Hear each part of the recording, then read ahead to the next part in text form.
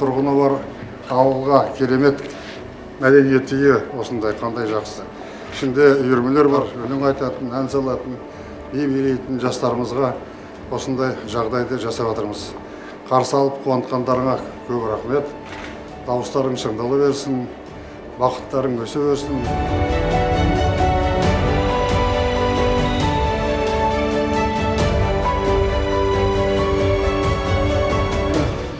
Айтып көріп жатсыңдар ғой олимпиаданың бәрін, соған жеткенше жақсылап күресіңдер. Қазаққа күрес деген керемет болады. Балдардың ішінде жетістіктер бар ма облыс көлемінде? Балдардың облыс республика көлемінде екінші, үшінші орын алған. Енді бірінші орын аласыңдар. Алла қаласа.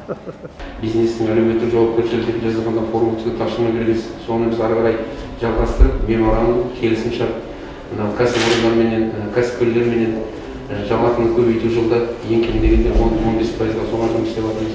Жарылыстың апатынан шыққанның бәрін орнына келтірдіңдер ме? Өкінішке орай жарылыстан қазіргі таңда 17 адам қайтыс болды.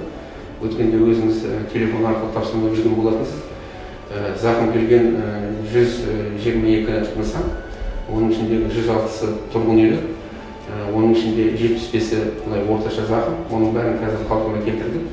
Қалған 35 үйді қазір жұмыс істеп жатырмыз. Тәжірибең көп, жағдайды білесің, бірнеше облыста істеп келе жатырсың.